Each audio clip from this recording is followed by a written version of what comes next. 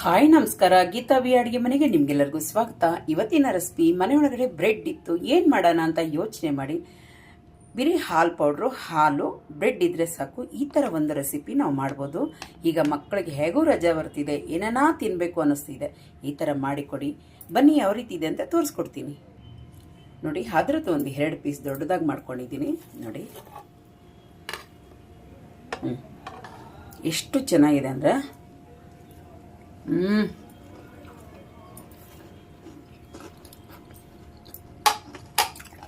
ನಿಜವಾಗಿ ಹೇಳ್ತೀನಿ, ತುಂಬ ಸೂಪರ್ ಆಗಿದೆ. ಮಕ್ಕಳು ಇಷ್ಟಪಟ್ಟು ತಿಂತಾರೆ. ಮನೆಯೊಳಗೆ ಈ ಥರ ಮಾಡಿ. ಬನ್ನಿ ಯಾವ ರೀತಿ ಮಾಡೋದು ನೋಡೋಣ. ಫಸ್ಟ್ ಟೈಮ್ ನಾನು ವಿಡಿಯೋ ನೋಡ್ತಿದ್ರೆ ಪ್ಲೀಸ್ ಸಬ್ಸ್ಕ್ರೈಬ್ ಆಗಿ, ಪಕ್ಕದೊಳಗಿರೋ ಬೆಲ್ ಬಟನ್ನ ಕ್ಲಿಕ್ ಮಾಡಿ. ನಾನು ಮನೆಯೊಳಗಡೆ ಬ್ರೆಡ್ ಇತ್ತು, ಅದೇ ಬ್ರೆಡ್ ತೊಗೊಂಡಿದ್ದೀನಿ. ಸಿಂಪಲಾಗಿರೋ ಬ್ರೆಡ್ಡು. ನಾನು ಅದಕ್ಕಂತಲೇ ಬೇರೆ ಬ್ರೆಡ್ ತಂದಿಲ್ಲ. ಮತ್ತು ಡ್ರೈ ಫ್ರೂಟ್ಸ್ ಎಲ್ಲನೂ ತೊಗೊಂಡಿದ್ದೀನಿ. ತರಿಯಾಗಿ ರುಬ್ಕೊತೀನಿ ನಾನು ಇದನ್ನ. ಫಸ್ಟ್ ಪಾಕ ರೆಡಿ ಮಾಡ್ಕೊಳ್ಳೋಣ. ಒಂದು ಬಟ್ಲು ನಾನು ಸಕ್ಕರೆ ಹಾಕ್ಕೊಂಡಿದ್ದೀನಿ, ಒಂದು ಬಟ್ಲು ನೀರು ಹಾಕ್ಕೊತೀನಿ, ಕುದಿಲಿಕ್ಕೆ ಬಿಡೋಣ. ಒಂಚೂರು ಫುಡ್ ಕಲರ್ ಹಾಕ್ಕೊಳ್ಳೋಣ. ಬೇಕಂದರೆ ಹಾಕಿಲ್ಲಂದರೆ ಸ್ಕಿಪ್ ಮಾಡಿ. ಒಂದೆಡೆ ಪಾಕ ಬಂದರೆ ಸಾಕು. ಇದು ರೆಡಿಯಾಗಿದೆ. ಈಗ ಇಳಿಸಿ ಗ್ಯಾಸ್ ಆಫ್ ಮಾಡಿ ಇದನ್ನ ತಣ್ಣಗಾಗ್ಲಿಕ್ಕೆ ಬಿಡೋಣ. ಈಗ ಇದೆಲ್ಲ ಮಿಕ್ಸಿಗೆ ಹಾಕ್ಕೊಂಡು ತರಿಯಾಗಿ ರುಬ್ಕೊಳ್ಳೋಣ. ನೋಡಿ ಈ ಥರ ರುಬ್ಕೊಂಡಿದ್ದೀನಿ. ಈಗ ಬ್ರೆಡ್ ತಗೊಂಡು ಇದನ್ನ ರೌಂಡ್ ಶೇಪ್ ಒಳಗೆ ಕಟ್ ಮಾಡ್ಕೊಂಬಿಡೋಣ.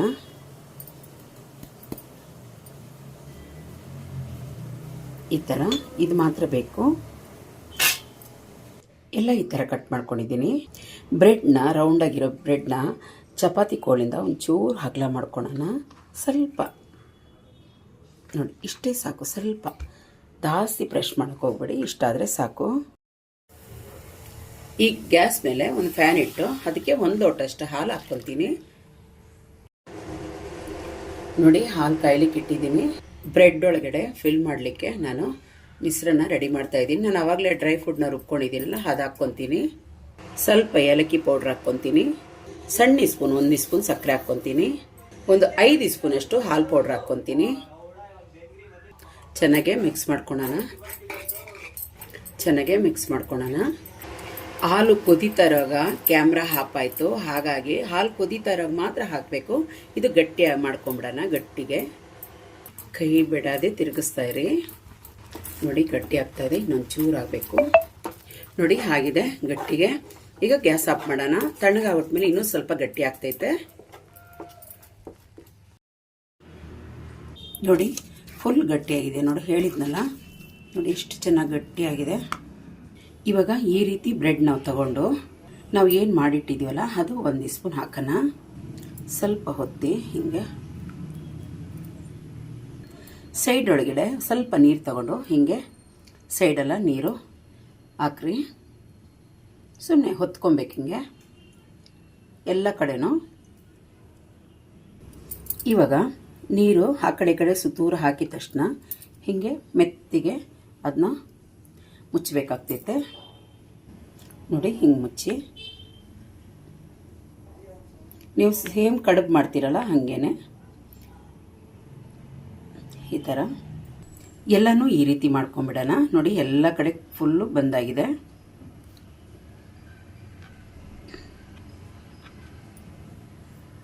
ಅದೇ ಥರ ಎಲ್ಲನೂ ಅದೇ ಥರ ಮಾಡ್ಕೊಂಬಿಡೋಣ ನೋಡಿ. ಎಲ್ಲ ಇದೇ ಥರ ರೆಡಿ ಮಾಡ್ಕೊಂಡಿದ್ದೀನಿ.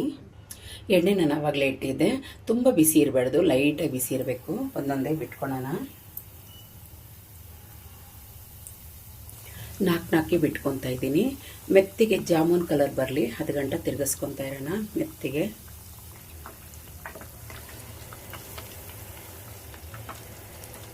ನೋಡಿ ಈ ಕಲರ್ ಬಂದರೆ ಸಾಕು, ತೆಗ್ದುಬಿಡೋಣ. ಈಗ ನಾವು ಆವಾಗಲೇ ಪಾಕ ಮಾಡಿ ಇಟ್ಟಿದ್ವಲ್ಲ ಅದಕ್ಕೆ ಹಾಕ್ಕೊಂಬಿಡೋಣ. ಚೆನ್ನಾಗಿ ಕೆಳಗೆ ಮೇಲೆ ಹಲ್ಲಾಡಿಸಿಟ್ಟೋಣ. ಸ್ವಲ್ಪ ಒಂದು 10 ನಿಮಿಷ ಹಾಗೆ ಇಡ್ತೀನಿ ನೋಡಿ. ಚೆನ್ನಾಗಿ ಬಂದಿದೆ. ಸ್ವಲ್ಪ ಅದ್ರ ಮೇಲೆ ಪಾಕಗಳು ಹಾಕ್ಕೊಂಬಿಡೋಣ ಹಿಂಗೆ. ಈಗ ಸರ್ವ್ ಮಾಡೋಣ. ಮಾಡ್ಕೊಳ್ಳೋಣ ನೋಡಿ. ಈ ಥರ ಜೋಡಿಸ್ಕೊಂಡಿದ್ದೀನಿ. ಸ್ವಲ್ಪ ಏನಾನ ಪಿಸ್ತಾ ಇಲ್ಲಾಂದರೆ ಏನಿದೆ ಡ್ರೈ ಫ್ರೂಟ್ಸ್ ಅದು ಹಾಕ್ಕೊಂಡು ಚೆನ್ನಾಗಿರ್ತೈತೆ. ಮೇಲೆ ನೋಡೋಕ್ಕೂ ಚೆನ್ನಾಗಿರ್ತೈತೆ, ಸ್ಟೈಲಾಗೂ ಇರ್ತೈತೆ.